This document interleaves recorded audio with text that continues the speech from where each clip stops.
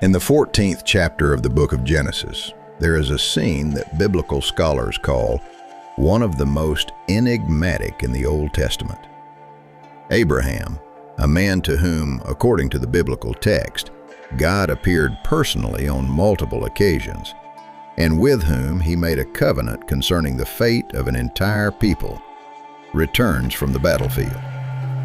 He has just defeated 4 kings, freed his nephew, and returned all the captives. A moment of triumph. And then a certain man comes out to meet him. Without preamble, without introduction, without explanation of who he is or where he is from. The text simply states, "And Melchizedek, king of Salem, brought out bread and wine." Without a word, Abraham accepts the offering from him, listens to a blessing, and immediately gives him 1/10 of all the captured spoils. Why? The text does not explain this. The entire scene takes 3 verses. Melchizedek is not mentioned anywhere else in the book of Genesis. He is not in Exodus, Leviticus, Numbers, or Deuteronomy. He is not in the books of Judges, Ruth, or either book of Kings. For approximately 1,000 years, this name does not appear in any biblical text. And here arises the second mystery, the one that makes this story truly unusual. Around the 10th century BCE, about 1,000 years after the described episode, the Jewish king David records a prophetic psalm. In this psalm, numbered as the 110th in the Hebrew Bible, God utters an oath. Not a promise, not an instruction, specifically an oath, which in the biblical text is a form of the highest affirmation. And the content of this oath has astonished readers for 2,500 years. God swears that a certain future royal priest will be a priest forever after the order of Melchizedek. The name of the man who appeared for 3 verses in the 14th chapter of Genesis and vanished without a trace, 1,000 years later finds itself at the center of a prophetic oath about one who is to come. Why this particular man? What in his brief appearance was so significant that a millennium later it became the model for describing an entirely different figure? In this video, we will trace the biblical text, examine the historical and religious studies debates surrounding the figure of Melchizedek, analyze what exactly 3 sources, the book of Genesis, Psalm 110, and the Epistle to the Hebrews, say about him, and try to understand why this figure has sparked debate among Jewish, Christian, and secular scholars for centuries. Let us begin with the context. To understand the significance of Abraham's meeting with Melchizedek, we must know what preceded it. The 14th chapter of Genesis opens with a war. This is not a metaphorical war or a minor skirmish between neighboring tribes. The text describes a large-scale military conflict involving several states. On one side is an alliance of 4 kings from the east: Kedorlaomer, king of Elam; Tidal, king of Goim; Amraphel, king of Shinar; and Arioch, king of Elasar. On the other side is an alliance of 5 kings of the western cities in the Jordan Valley, including the kings of Sodom and Gomorrah. The advantage clearly lay not with the Western alliance. The forces of the 4 kings defeated their opponents in the valley of Siddim, captured their supplies and prisoners, and among those taken was Lot, Abraham's nephew, who lived in Sodom. When news of this reached Abraham, he acted immediately. The biblical text states that he had 318 trained warriors born in his household. He armed them and set out in pursuit, reaching Dan in the north of the country, where he divided his forces at night and attacked from several directions simultaneously. The night attack gave him the advantage of surprise. The enemy was defeated, Lot and his family were freed, and all the captured livestock and property were recovered. For understanding what follows, two circumstances are important. First, Abraham was not a professional military commander in the sense the word is used for rulers of large states. He was a wealthy nomad, owning herds and having an armed guard. The defeat of 4 kings with 300 warriors is an unusual outcome. The text does not explain this mathematically. It simply records the result. Second, Abraham was returning through the valley.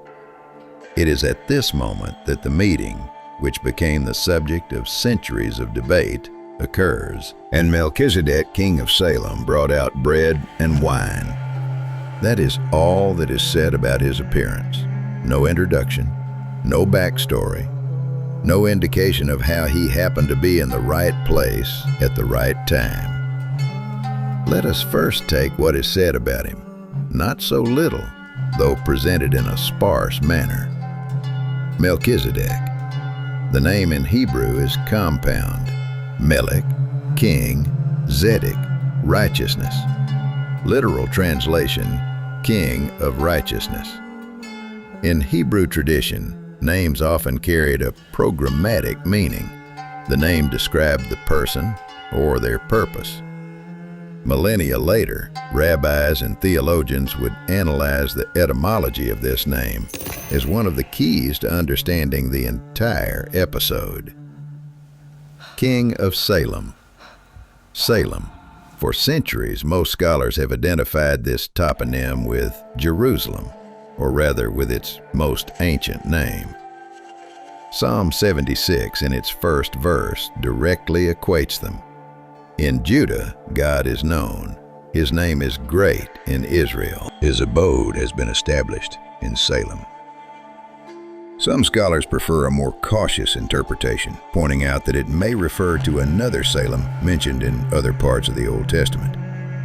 But the tradition of identification with Jerusalem is stable and has continued since ancient times. Priest of God Most High.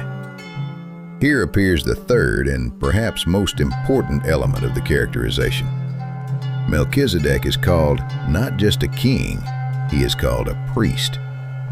In Hebrew, El Elyon, God Most High, or God the Highest. This designation is not specific to one ethnic tradition. It appears in the texts of several Near Eastern peoples, and literally means the highest God, the God above all gods. Abraham, according to the text, serves the same God, and when Melchizedek pronounces a blessing in the name of El Elyon, Abraham does not correct him or clarify who is meant. This is an important detail. It means that Abraham recognizes in Melchizedek a man serving the same God as himself. They are not from different religious worlds. They are from the same one. The office of priest and the office of king were combined in Melchizedek in one person. To understand how non-standard this was, one must know the religious political context of Near Eastern societies in the Bronze Age.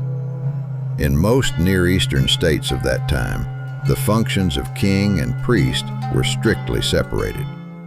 The king governed the state, led the army, administered justice.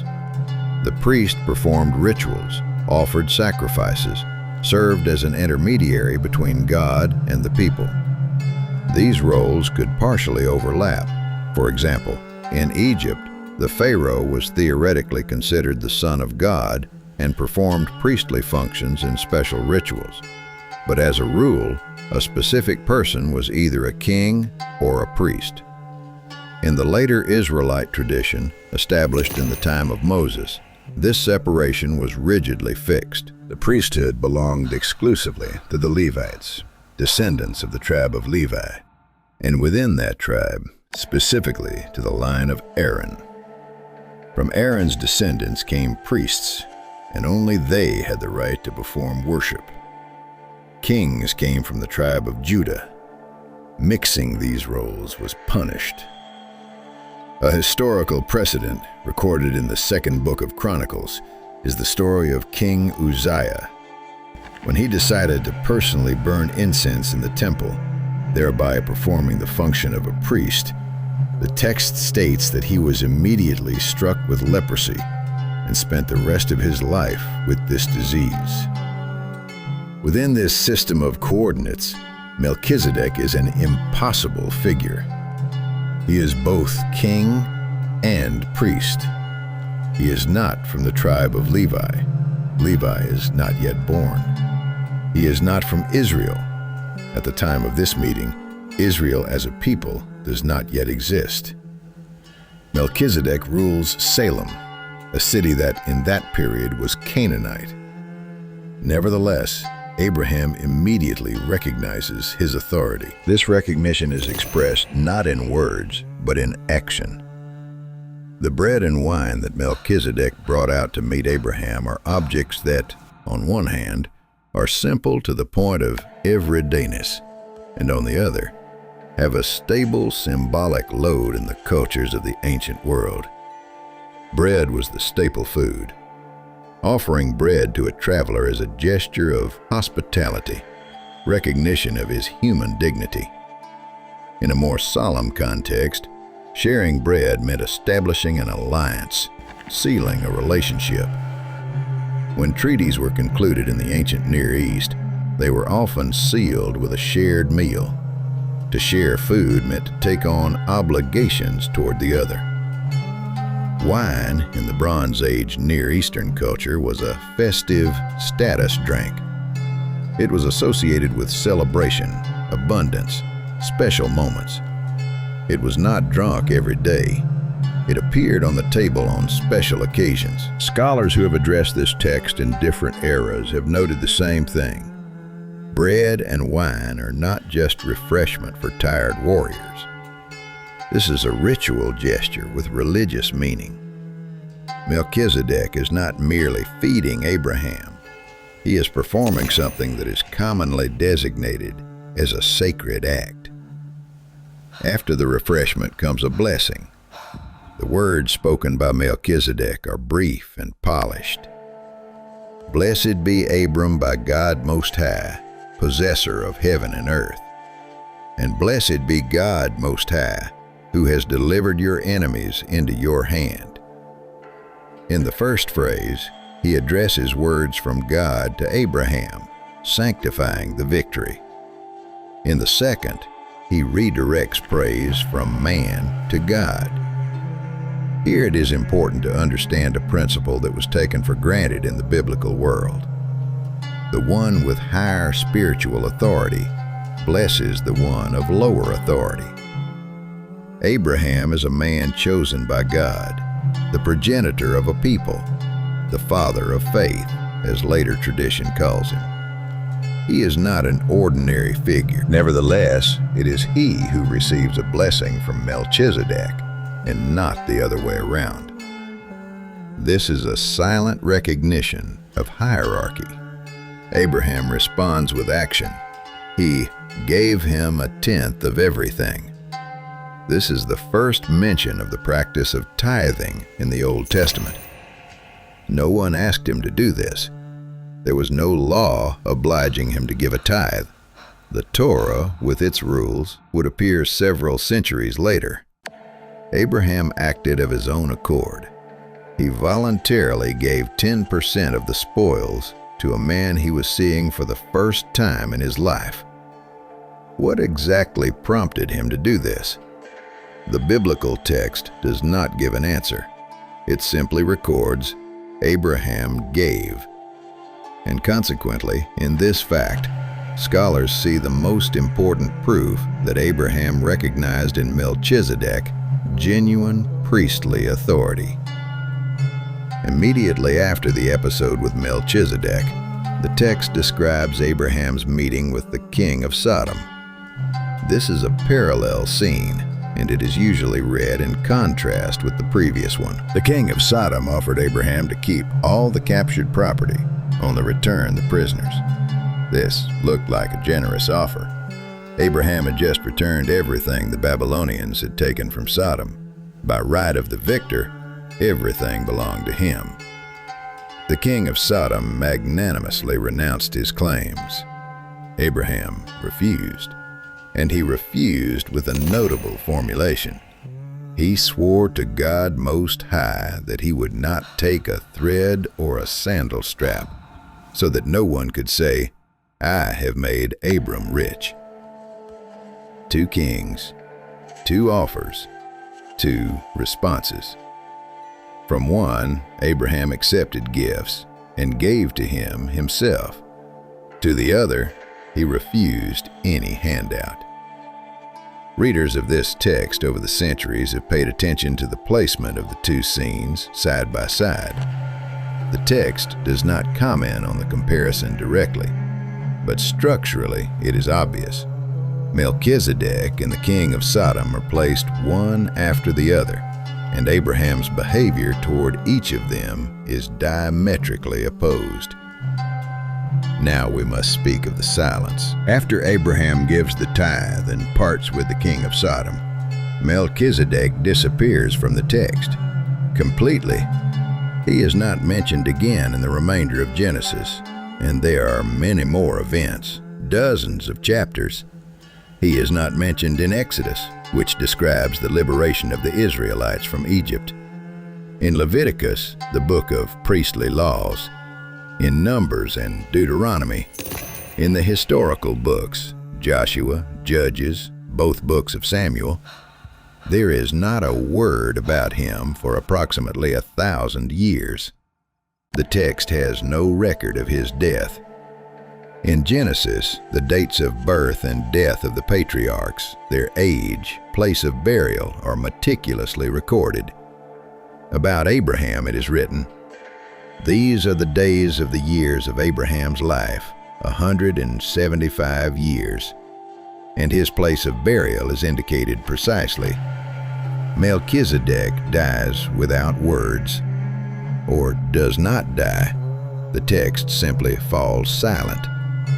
This silence itself is a subject of analysis. In ancient Near Eastern society, documenting genealogy was important not just for order.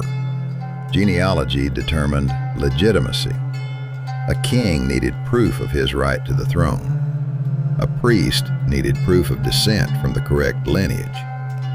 Without genealogy, there was neither lawful rule nor lawful service. When the Jews returned from the Babylonian exile around the 5th century BCE, those who claimed priestly status but could not prove their descent were excluded. The book of Ezra directly mentions this case. Some people sought their registration among those enrolled in the genealogies, but they were not found there, and so they were excluded from the priesthood as unclean. Melchizedek appears without any genealogy, no father, no mother, no grandfather, no tribe, no clan, no people. He is not from Israel, not from Egypt, not from Mesopotamia. He is simply king of Salem and priest of God Most High. Period. This absence of information, unlike ordinary cases, looks not like an omission, but like an intentional choice. The text of Genesis keeps a very careful account of names and dates. Forgetting to mention someone's father or grandfather is atypical for it. The absence of Melchizedek's genealogy is too demonstrative to be accidental. It is this silence that 1,000 years later became the starting point for an entirely new conversation. David, king of Israel, around the 10th century BCE, wrote a psalm. This psalm, number 110 in the Psalter, is quoted in the New Testament more often than any other Old Testament text. It has been the subject of theological debates that continue to this day. The psalm opens with words that the first generation of readers perceived as a riddle. The Lord says to my Lord. In Hebrew, the first Lord is Yahweh, the personal name of God, which in the entire Old Testament tradition was used only in reference to the God of Israel. The second Lord is Adonai, which means my Lord, my Master. David calls someone his Lord, but who? The ruler of Israel could call Adonai only someone who stands above him. Who could be above David? A king to whom, according to the Bible, God himself promised an eternal kingdom. Different traditions have answered this question differently. Jewish interpretation in different eras saw here a description of the ideal future King Messiah, whom David prophetically contemplated. The Christian tradition, beginning in the 1st century CE, read this psalm as a description of Jesus, and referred to it precisely in polemics with teachers of the law. The Gospel of Matthew recounts the following episode. Jesus himself asks the scribes whose son the Messiah should be. When they answer, David's, he quotes the first verse of the psalm and asks, "If David calls him Lord, how is he his son?" The text adds that no one could answer. But now we are interested in the 4th verse of this same psalm. The Lord has sworn and will not change his mind. You are a priest forever after the order of Melchizedek. After 1,000 years of silence, the name Melchizedek appears again in Scripture and appears in the context of an oath, not an ordinary promise, specifically an oath.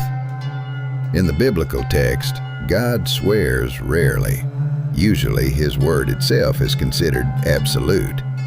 But in several key cases, the text specially emphasizes an oath as a form of highest certification. The oath is irrevocable. The Lord has sworn and will not change his mind. The content of the oath: you are a priest forever after the order of Melchizedek. Not after the order of Aaron, not after the order of the Levites, after the order of Melchizedek, a priest without genealogy, without law, without a system, who appeared for 3 verses in Genesis and disappeared. For those who lived in the time of David, this was theologically unexpected. The Levitical system of priesthood had existed for several centuries by then. Aaron and his descendants were the priests established by God. Sacrifices, rituals, the order of worship, all this was functioning. Solomon had not yet built the temple. And suddenly in the psalm appears a prophecy about someone whose priesthood is arranged on a different principle, after the order of a man who preceded Aaron, preceded Levi, preceded the Sinai legislation. The word forever added another dimension. Levitical priests served in succession. One died, the next came. The high priest held office until death, but he too died. The continuity of the priesthood was maintained not by the immortality of any one person, but by the transfer of office through generations. A priest forever is fundamentally different. Either this priest does not die, or his service somehow overcomes death. The psalm generated questions that the Jewish tradition tried to answer for centuries. Who is this future king priest? How can the Messiah from the tribe of Judah, which was required for royal dignity, be simultaneously a priest without being from the tribe of Levi? What does the order of Melchizedek mean? What will change in the system of worship? Rabbinic literature preserves different versions of answers. Some interpreters focused on the royal aspects of the psalm, interpreting priesthood more metaphorically. Others saw here a description of two different ministries of the Messiah in different periods. None of the versions gained universal acceptance, and the riddle remained a riddle. Approximately in the 1st century CE, a text known as the Epistle to the Hebrews was written. Its author is unknown. In style and language, it is one of the most literarily refined texts of the New Testament, but neither the author's name nor the exact date of writing is established. The epistle is addressed to Jews who had accepted Christianity and, judging by the content, were under pressure to return to traditional Judaism with its Levitical system of worship. The central theological argument of the Epistle to the Hebrews is built precisely around the figure of Melchizedek, and this in itself is notable. Among all the rich Old Testament material, the author chooses precisely this enigmatic figure as the key to explaining how Jesus, not being from the line of Aaron, can be considered a high priest. The 7th chapter of the Epistle to the Hebrews unfolds a detailed analysis of the episode from Genesis and Psalm 110. Let us begin with the argument about the meaning of the name. Melchizedek, King of Righteousness, King of Salem, King of Peace, since Shalom means peace. The author of the epistle emphasizes, first, by the translation of his name, King of Righteousness, and then he is also King of Salem, that is, King of Peace. This is not just etymology. It is an indication of the character of the one whom the image of Melchizedek, in the author's opinion, anticipates. Then, the key moment. The author draws attention to what is not in the text. Without father, without mother, without genealogy, having neither beginning of days nor end of life, but resembling the Son of God, he remains a priest forever. This is not an assertion that Melchizedek was an eternal being, or that he lacked parents as a human. It is a theological argument from silence. The fact that the text of Genesis intentionally remains silent about his origin and death makes him an image of a priest whose service is fundamentally not conditioned by origin or finitude of life. Next, the author builds an argument from priority. Abraham is the progenitor of Israel. Levi is his great-grandson. When Abraham gave a tithe to Melchizedek, Levi did not yet exist. He was in the loins of his father, as the text puts it, that is, among Abraham's future descendants. Consequently, in a certain sense, the entire future Levitical priestly line, through its ancestor Abraham, recognized the superiority of Melchizedek. The system that appeared later, and on which the readers of the epistle were tempted to depend, through its ancestor had already testified to the superiority of another order. This is an argument in categories of hierarchy understandable to readers of that time. The one who receives a tithe is higher. The one who blesses is higher. Then the author asks a question that, by his logic, should be irresistible for any attentive reader of the Bible. Now, if perfection had been attainable through the Levitical priesthood, or under it the people received the law, what further need would there have been for another priest to arise after the order of Melchizedek, rather than one named after the order of Aaron? The very fact that the prophecy in Psalm 110 predicted the appearance of a priest of a different order, not Aaron's, testifies, in the author's opinion, that the Levitical system had limitations it could not overcome. What exactly were the limitations? The author names them directly. Levitical priests are mortal. they were succeeded by the next generation. Sacrifices needed repetition, daily, annual, unceasing. The priests themselves were people who shared the weaknesses of those they served and needed sacrifices for their own sins before they could offer sacrifices for the people. The system was a shadow of the future, an image of what was to come, but not the reality itself. This analysis in the Epistle to the Hebrews, regardless of whether one shares its theological conclusions or not, represents one of the most consistent attempts to explain the theological meaning of the short episode with Melchizedek in Genesis and its connection with Psalm 110. No less interesting is the discussion about the nature of Melchizedek himself, which took place in different traditions. In Jewish apocryphal and mystical literature, Melchizedek occupies a very significant place. The Qumran scrolls, texts discovered in caves near the Dead Sea in the 40s and 50s of the 20th century, and dating approximately to the 2nd century BCE to the 1st century CE, contain a special text known as 11Q Melchizedek. In it, Melchizedek is presented as a heavenly figure associated with the Day of Judgment and the liberation of Israel. This text testifies that the image of Melchizedek in the Jewish tradition of that period was significantly more developed than in the canonical text of the Old Testament.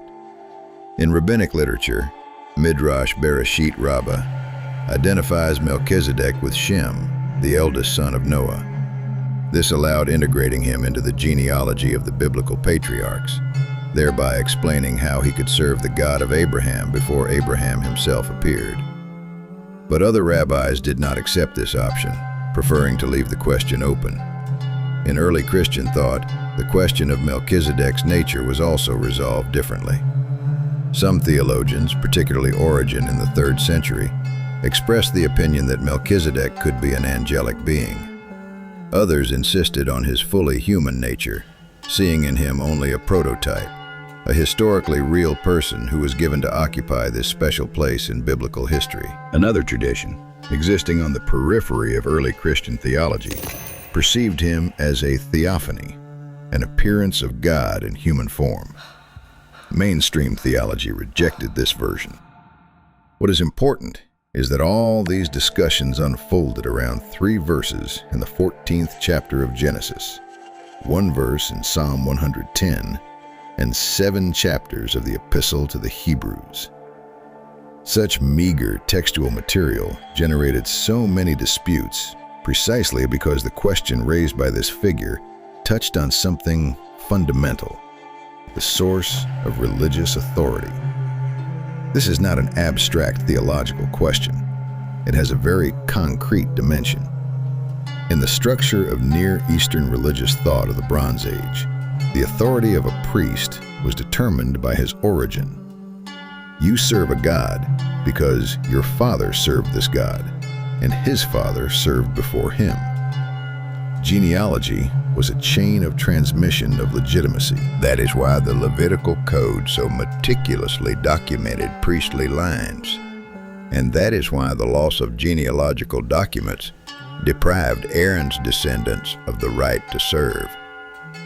Melchizedek breaks this logic. He appears without documentation.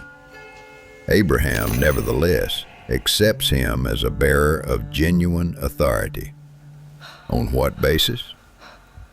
This question the Epistle to the Hebrews formulates through the image of order. The order of Melchizedek is an order of priesthood not conditioned by origin, law, or system, but by something else. The author calls this the power of an indestructible life, meaning that priesthood, according to this order, is determined not by which family you were born into, but by what your very nature is. Within Christian theology, this argument was applied to Jesus. He is from the tribe of Judah, not from the line of Aaron, and therefore, according to the Levitical system, could not be a priest. But Psalm 110 prophesied about a priest of a different order, the order of Melchizedek. This argument occupied a central place in early Christian apologetics, addressed to those raised in the Jewish tradition. For an independent researcher, the following observation is important here.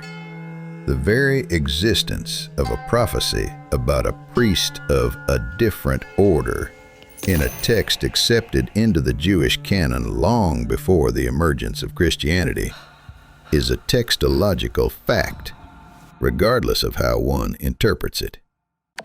Psalm 110 is part of the Hebrew Bible.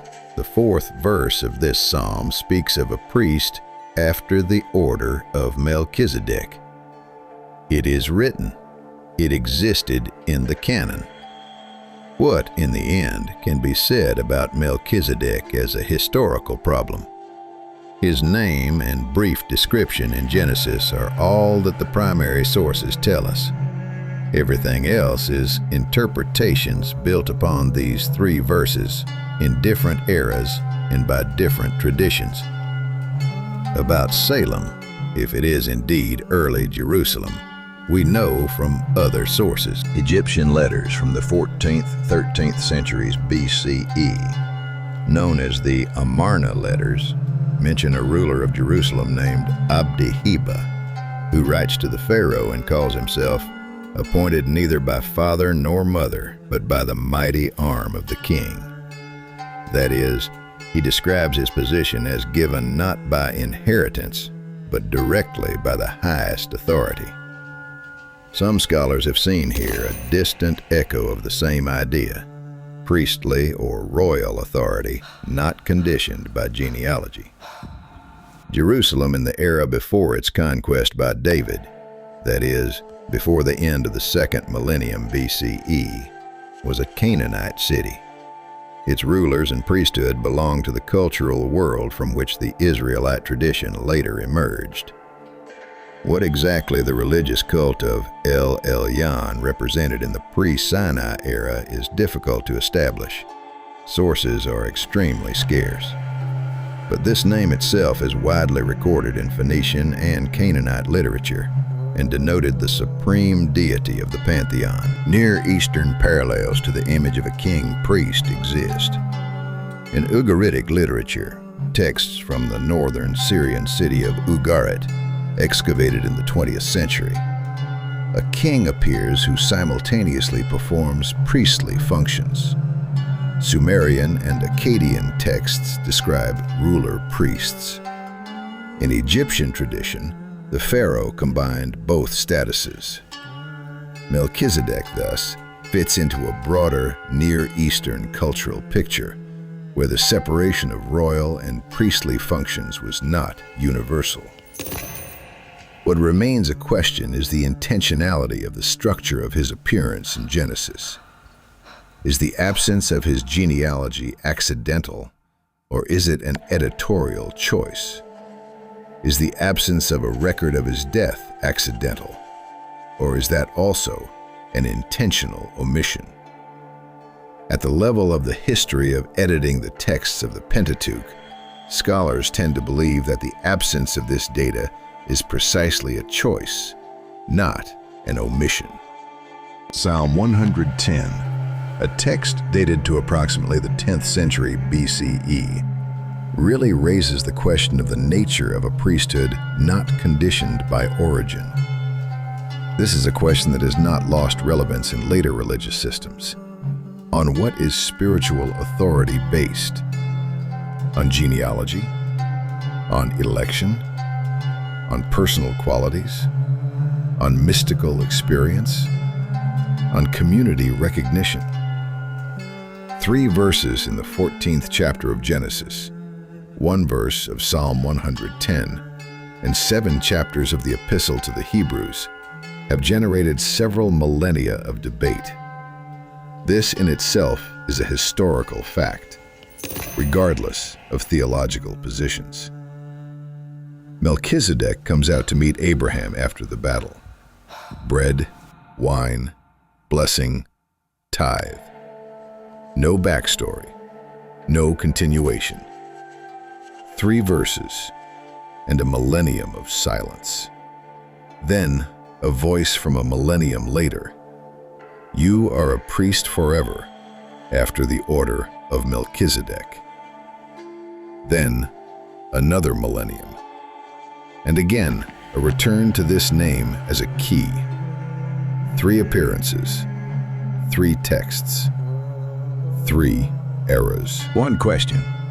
What exactly was in that short episode on the dusty road after the battle that allowed it to carry such weight on the pages of history? History is not always measured by the number of pages.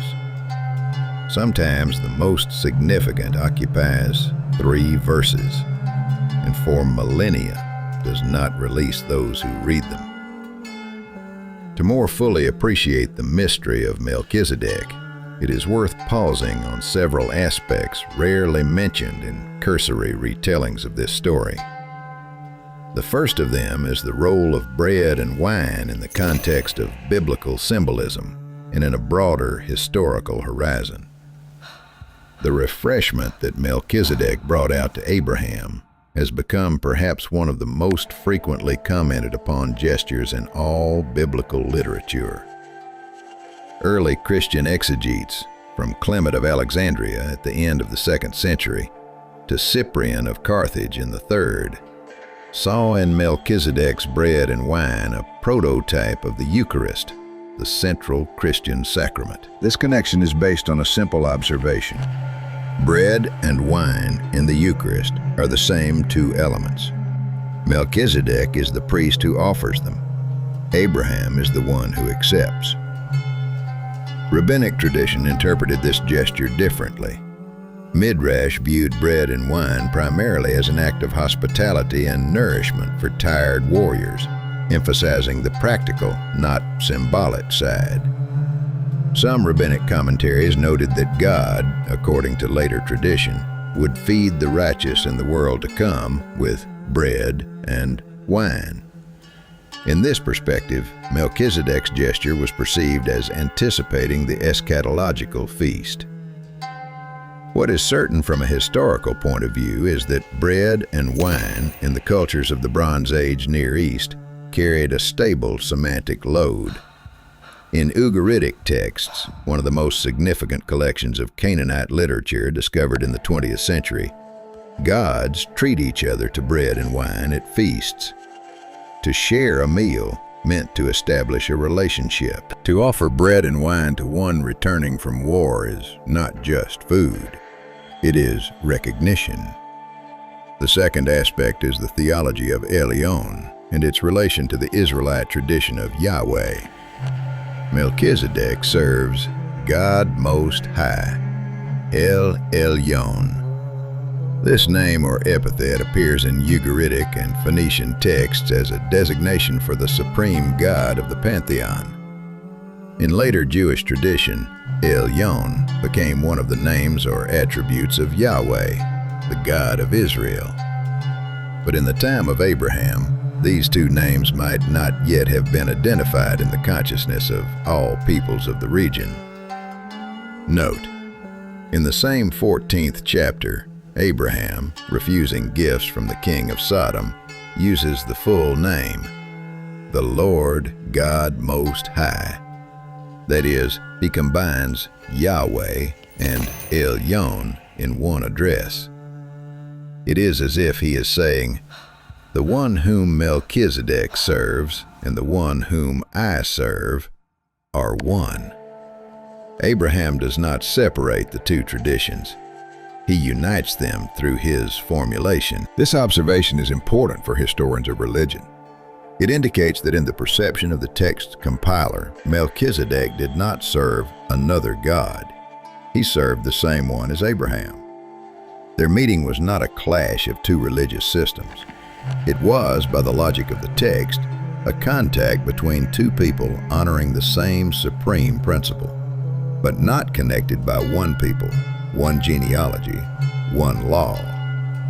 It is this detail that Melchizedek is a bearer of genuine knowledge of God, standing outside the formal framework of one people, that became the starting point for a broad theological concept, known in modern religious studies as anticipatory revelation.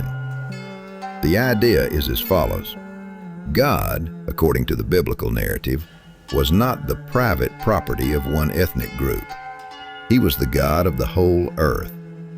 And therefore, people not belonging to the Israelite people could nevertheless be bearers of genuine religious knowledge. Melchizedek is not the only such figure in the Old Testament, but perhaps the most explicit. Jethro, Moses' father-in-law and a Midianite priest mentioned in the book of Exodus, is another example. Job, from the land of Uz, described in the book dedicated to him, is a third. All of them are not Israelites, but all of them, by the logic of the text, partake in the knowledge of the God of Israel. The third aspect is the question of dual service in later religious systems. The image of a king-priest, embodied in Melchizedek, proved very productive in religious history. Historically, there have been several models of combining these two functions in one person. In Egypt, the Pharaoh was theoretically the high priest of all gods. In practice, temple priesthood performed most daily rituals on his behalf, but in special ceremonies, primarily those related to seasonal festivals and the renewal of royal power, the Pharaoh personally performed rites. His depictions on temple walls invariably show him in priestly poses, making offerings to the gods. In Rome, the institution of pontiffs, a priestly college, and the institution of political power were formally separate, but the Caesars, beginning with Augustus, took the title Pontifex Maximus, Supreme Pontiff, that is, Chief Priest, combining it with political and military leadership. This title was later inherited by the popes of Rome, who use it to this day. In medieval Europe, debates about the relationship between spiritual and secular power, the so-called investiture controversy, were largely determined by precisely the question, can one person be both ruler and priest? Or must these two functions be fundamentally separate? This discussion, which raged in the 11th to 12th centuries CE, was a distant echo of the same problem signaled by the 3-verse episode with Melchizedek in Genesis. The fourth aspect is Melchizedek in the context of the psalm singing tradition. Psalm 110 is the only psalm in which the name Melchizedek appears, but its significance is determined not only by this fact. This psalm in Jewish tradition held a special place already in the era of the Second Temple. It was read during a number of festive services. Its first verse, "The Lord says to my Lord," became the subject of detailed exegetical analyses. What exactly does this double Lord mean? Who is speaking to whom? In the Qumran text, which we already mentioned regarding 11Q Melchizedek, Psalm 110 was quoted in connection with the theme of the Messianic kingdom and heavenly judgment. This indicates that in the period between the composition of the psalm and the New Testament era, the tradition of its interpretation was active, even if specific interpretations diverged. In Christian tradition, Psalm 110 is quoted in the New Testament 12 to 13 times, depending on the count.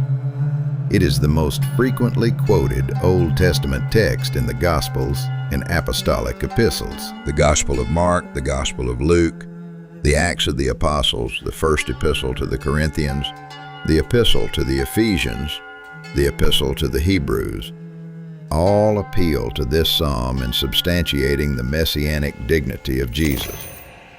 This in itself is indicative. 3 verses about Melchizedek in Genesis, plus 1 verse of a psalm about a priest after the order of Melchizedek, became a question around which a significant part of theological polemics concentrated in the 1st century CE. The 5th aspect is what happens to the image of Melchizedek in Gnostic and apocryphal literature. In one of the texts discovered at Nag Hammadi, an Egyptian archive of Gnostic manuscripts from the 4th century CE, there is a treatise directly titled Melchizedek. In this text, Melchizedek is presented as a heavenly priest connected with Jesus Christ. They are essentially equated or identified. The text is written in the Christian Gnostic tradition and contains motifs atypical for normative Christianity of that time. In a number of other Gnostic and apocryphal texts, Melchizedek appears as a heavenly archon, one of the angelic rulers, or as the great high priest of angelic spheres. This direction of interpretation effectively dehistoricized Melchizedek, turning him from a concrete historical figure into a metaphysical principle.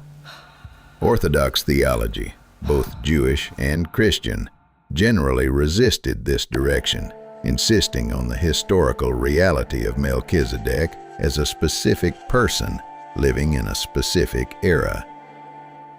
The 6th aspect is a comparison of the argumentation of the Epistle to the Hebrews with how similar questions were resolved in Jewish texts of the same period. The Epistle to the Hebrews, in its argumentation, uses an interpretive method widely applied in Jewish exegesis of the 1st century. It is known by the Hebrew name midrash, literally investigation, in-depth interpretation. One of its techniques is interpretation based on what is said in the text, and another, interpretation based on what is not said. It is the second technique that the author of the Epistle to the Hebrews applies when discussing Melchizedek.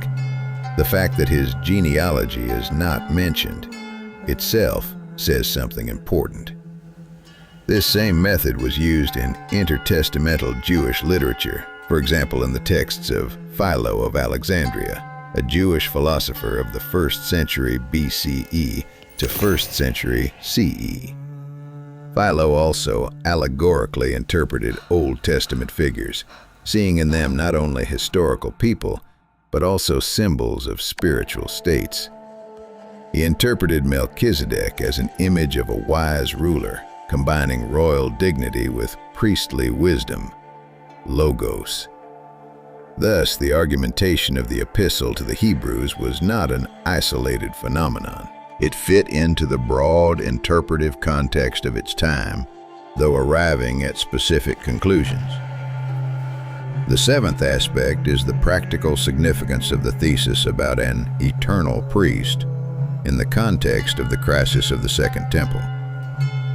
The Epistle to the Hebrews was presumably written in the 60s of the 1st century CE, a period when the Jerusalem temple still existed, but its fate was already under threat in the context of a growing conflict with Rome. In the year 70, the temple was destroyed by Roman legions under the command of Titus, and the Levitical system of worship ceased to exist.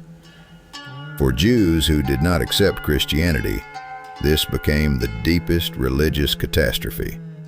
The system established by God through Moses was physically destroyed. The response was the development of Rabbinic Judaism, a system focused not on sacrifices, but on the study of Torah, prayer, and observance of commandments. For Christians, the destruction of the temple could be perceived in light of the argumentation of the Epistle to the Hebrews. If the Levitical system was a shadow of something greater, then its cessation meant not an end, but a replacement of the image with reality. This theological justification of a historical catastrophe is a characteristic example of how religious texts provide interpretations of historical events. The 8th aspect is a question that remains open for historians. Who was the historical Melchizedek outside the biblical text? What can we say about the real ruler of Jerusalem in an era that most scholars date to the 20th, 18th centuries BCE? The honest answer is almost nothing. Bronze Age Jerusalem is represented in archaeological materials very scantily. Excavations in the area of the city of David have yielded layers primarily from the late Bronze Age and Iron Age, but traces of the early Bronze or Middle Bronze Ages are fragmentary. The names of Jerusalem's rulers from that era are unknown to us from independent sources, except for the aforementioned Amarna letters from the 14th century. This means we have no way to verify or refute the very existence of Melchizedek as a specific person through extra-biblical sources. His figure exists exclusively within the framework of the biblical text and the interpretive traditions that grew from it. This is precisely what keeps the question about him still open and still interesting. Melchizedek appears without a biography, disappears without an obituary, reappears 1,000 years later in a prophetic oath, disappears again, and another 1,000 years later becomes the center of argumentation in a text trying to explain a new religious phenomenon through an old image. 3 appearances, each separated from the previous by a millennium. Each poses a question.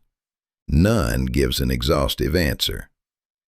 In this sense, Melchizedek differs from most Old Testament figures. There, figures are generally given to us fully: birth, life, death, place of burial, evaluation. Melchizedek is an exception. He appears exactly enough to pose a question, and exactly enough that this question cannot be answered without going beyond the text itself. This property makes him particularly attractive to interpreters of all eras. A text that does not tell everything always invites one to imagine, and it is in this invitation that the story of Melchizedek is lived for 3,000 years. Bread, wine, blessing, tithe. 3 verses. A millennium of silence. A prophetic oath. Another millennium. A theological treatise on eternal priesthood. And still, no answer to the question of who he was, nor an indication of where to look for this answer.